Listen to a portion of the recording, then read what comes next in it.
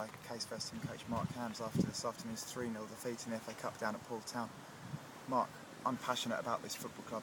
Wherever I go, I wear my Kingstonian shirt with pride. How many of those players can say that tonight? Go and ask them. I mean, the result says it all, doesn't it? It's getting a bit boring now, isn't it? Conceding goals and not scoring any. It's all very well saying we've battered the game for the first 20 minutes and probably should have been 2-0 up, 3-0 up before they even come near our goal. Even their fans were getting on top of them because we were peppering them. Some of the chances we missed are scandalous, absolutely scandalous. But in terms of wearing the shirt with pride, I don't know. You'll have to ask them. You'll have to look them in the eye and ask them. I can't answer that. It is straight away after the game. Emotions running high. I thought players 1 to 11 were an absolute disgrace today. I thought they let you down, they let the club down, they let the fans down. There was no heart, there was no desire. We were second to everything. Why was that? I don't know. And like you say, it's difficult to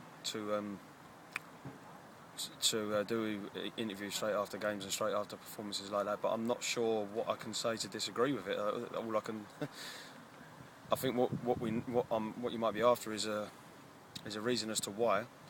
But I can't disagree with what you're saying. It was, apart from the first 15 minutes, it might be being a little bit unfair, but if you come away getting whacked 3-0 off a proper club, then I'm not bothered about being unfair on players, really. First 15 minutes, had a go, should have scored 2, 3. But yeah, in terms of, I don't know, it's just getting a little bit boring now. The first goal we conceded today, I was stood on the touchline this afternoon, normally stand behind the goal.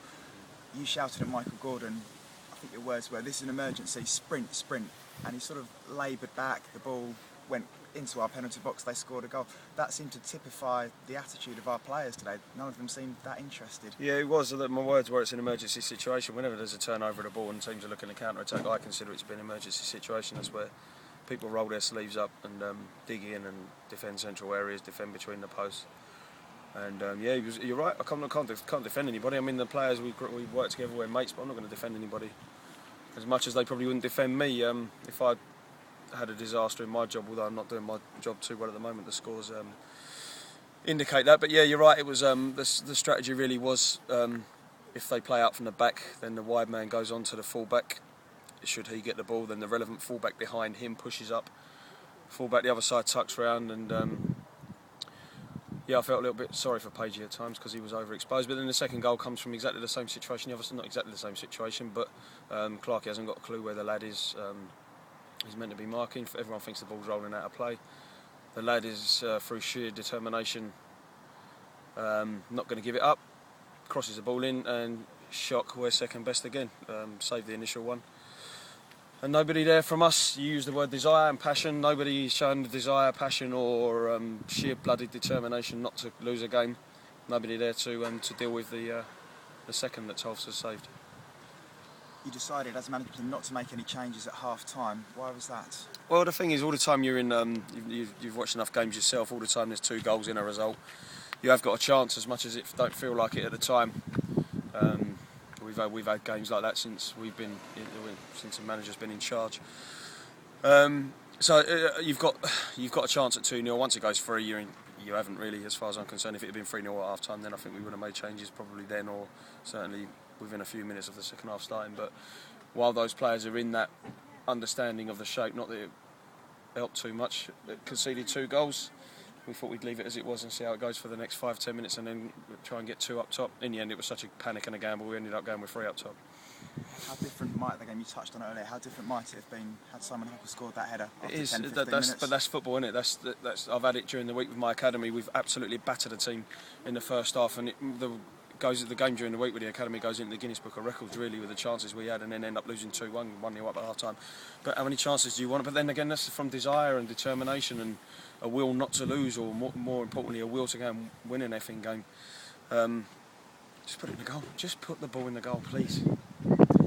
It struck me today that there wasn't a leader out on the pitch. Gary Mack had the captain armband, but it's not just his responsibility. You're looking for leaders all over the pitch. There didn't seem to be anyone to grasp the game by the scruff of the neck and lift the players. Yeah, particularly when we start losing, when you get a kick in the nuts and you start losing, and that's that's something we've recognised and we'll have to deal with, because players just go into their shell. And there's many differences between a very good player and an average player and a bad player, and that's one of them.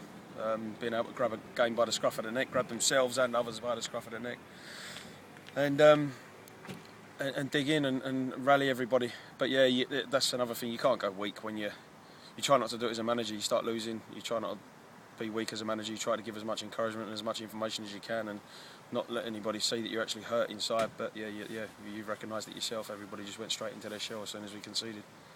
We've now gone 4 games. The last 4 games, we've conceded 13 goals without reply.